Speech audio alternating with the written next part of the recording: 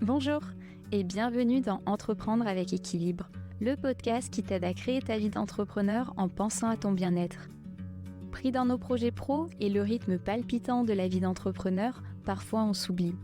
Alors comment trouver un équilibre entre le pro et le perso ? Comment soigner sa santé physique et mentale en gérant son business ? Comment entreprendre et profiter pleinement de sa vie ? Si tu te poses ces questions, ce podcast est fait pour toi. Chaque mois, découvre des épisodes pour t'aider à mener une vie harmonieuse et épanouissante. Une vie qui te permet de concilier à la fois le pro et le perso. Une vie qui te permet de trouver ton propre équilibre. Bonjour et bienvenue dans l'épisode du jour 5 choses pour prendre soin de soi. Au moment où j'enregistre cet épisode, je suis en train de faire le bilan de l'année parce qu'on est en fin d'année. Et en fait, aujourd'hui, j'ai envie de partager avec toi les choses que j'ai mises en place cette année et qui m'aident à prendre soin de moi.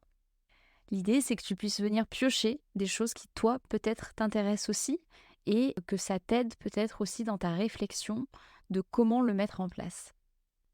Alors la première chose, elle est relativement évidente, mais je trouve ça quand même important de le rappeler et pour moi, ça fait vraiment partie de quelque chose d'essentiel à prendre en compte au quotidien. C'est le fait d'avoir une alimentation saine et de s'hydrater. Alors l'hydratation, c'est un sujet que j'ai découvert grâce à mon invité Eiji, qui est coach en hydratation et coach mindset. Donc je me suis mise cette année à boire de l'eau chaude tous les jours. Au début, c'était plus pour tester, me dire, voilà, elle en parle. Moi, c'est vrai que c'est pas forcément un sujet que je connais. Ça m'était pas venu à l'idée forcément de boire de l'eau chaude non plus. Mais son partage m'avait donné envie de tester. Et donc depuis, je bois de l'eau chaude tous les jours. Et je remarque que ça me fait du bien. Il y a eu des changements que j'ai pu remarquer en moi. Et donc, c'est quelque chose que je continue à faire. Donc, vraiment de penser à s'hydrater au quotidien. Parce que ça aussi, c'est quelque chose dont j'avais pas forcément conscience. Mais chaque jour, en fait, le corps s'hydrate et se déshydrate. Et donc, c'est vraiment important d'avoir pour habitude de s'hydrater puisque automatiquement, en fait, le cycle de la vie fait que chaque jour, le corps se déshydrate. Une autre chose aussi, c'est l'alimentation saine. Et alors, pourquoi je les mets ensemble, l'alimentation saine et l'hydratation? C'est de vraiment se dire avoir du bon carburant. Et pour moi, l'hydratation et l'alimentation, ça en fait partie. C'est donner à ton corps quelque chose qui va lui donner de l'énergie, quelque chose qui le nourrit réellement. Et alors bien sûr, ça m'arrive aussi d'avoir des écarts, mais c'est de se dire, au quotidien, j'essaie quand même d'avoir un maximum d'aliments sains que je donne à mon corps pour que lui, il ait de l'énergie et que je puisse passer mes journées sans avoir, des coups de fatigue ou des baisses de régime parce qu'en fait, j'ai pas mis le bon carburant qu'il fallait. La deuxième chose que j'ai mise en place, c'est de prévoir des temps de coupure. Donc cette année, pour moi, c'était la première année de lancement pleine, puisque je me suis lancée fin 2022. Et c'était important pour moi, comme je savais que j'allais être à fond dans le business, de prévoir des temps de coupure. Donc je m'étais fixé cette règle de me dire, OK, maintenant je suis à mon compte, mais un jour par semaine, je ne travaille pas. C'est quelque chose que j'ai réussi à plutôt bien tenir et les fois où je ne l'ai pas fait, je l'ai tout de suite regretté. Et tout de suite, en fait, je le payais. Donc ça, c'est aussi quelque chose qui pour moi est super important, de vraiment avoir des temps de coupure dans la semaine. Je dirais même dans le mois, parce qu'il y a des mois où, des week-ends où je vais partir, par exemple, aller voir des amis qui sont pas forcément sur la région parisienne, ou alors des amis qui viennent. Et ça fait quand même du monde. Et bon, je sais que j'ai besoin d'être seule pour regagner en énergie. Et donc même dans le mois, je me prévois un week-end qui est très light, où je prévois pratiquement rien. Et je vois en fonction, je peux passer peut-être, la journée à voir personne et si j'ai envie et que ça s'y prête, je peux aussi voir quelqu'un, mais je l'ai pas planifié à l'avance et comme ça, si je me sens pas, j'annule pas parce que ça me dérange aussi d'annuler à la dernière minute. Donc il y a des temps de coupure mensuels, des temps de coupure hebdomadaires et j'essaie aussi de prévoir des temps de coupure dans la journée, même si c'est juste quelques minutes, mais de pas être prise, en fait, dans le rythme sans respirer, sans souffler et d'être sous pression, mais de vraiment prendre le temps d'apprécier ma journée et de la voir passer aussi.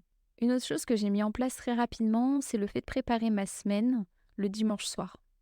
Et alors ça me fait gagner un temps de fou déjà. et ça me permet vraiment le dimanche j'inscris en fait les rendez-vous que j'ai dans la semaine. Comme ça, je vois quels créneaux sont bloqués déjà, d'avance. Je vois le temps libre qui me reste, je vois les tâches que j'ai à accomplir et quelles sont les priorités. Donc je cale d'abord mes tâches prioritaires dans mon calendrier et ensuite si j'en ai d'autres et qu'il reste encore un peu de place, je les cale aussi, mais je les répartis directement sur la semaine. Et ça m'évite de faire ce que je faisais avant qui était des to-do à rallonge que je ne tenais pas, mais de vraiment pouvoir, prioriser et d'être sereine aussi, de pas me dire: «Il faut que je fasse ça parce que, j'ai la deadline, il faut que je le rende». Mais de se dire: «OK, en fait, je sais que j'ai cette deadline, il me reste encore 3 jours. Je sais que demain, j'ai bloqué mon après-midi pour pouvoir, avancer sur ce dossier, donc ce sera OK». Et donc la planification à la semaine, c'est vraiment quelque chose que je recommande aussi. Moi, ça m'aide beaucoup à gagner en sérénité dans la semaine et à être plus efficace. La quatrième chose que j'ai mise en place cette année, et au final, je me rends compte avec les invités que j'ai sur le podcast que c'est quelque chose qui revient aussi souvent, c'est de connecter à mon corps. Parce que oui, le corps parle et il n'en sait plus que ce qu'on veut s'avouer parfois. Et donc, pour ça, moi, j'ai décidé d'aller me faire masser une fois par mois, parce que c'est quelque chose que j'apprécie. C'est un moment de détente qui m'aide à reconnecter à mon corps et aussi à le détendre. S'il y a des points de tension, ça permet de les identifier, de vraiment être recentré sur mon corps pendant 1 heure et de pouvoir vraiment être à son écoute. Il y a une autre chose aussi, c'est chaque jour de me mettre en mouvement, soit en faisant du pilates ou des étirements, mais tous les jours avoir une petite routine comme ça qui permet d'être centré sur son corps, de l'étirer, d'être à l'écoute s'il y a des tensions qui s'en dégagent ou pas, et surtout de le mettre en mouvement. Comme je suis beaucoup sédentaire derrière l'ordinateur toute la journée, ça me permet aussi de tout simplement le mettre en mouvement. Ce que j'aime avec ces 15 minutes, c'est que c'est vraiment court, donc ça permet d'être flexible et de pouvoir l'intégrer assez facilement dans sa routine.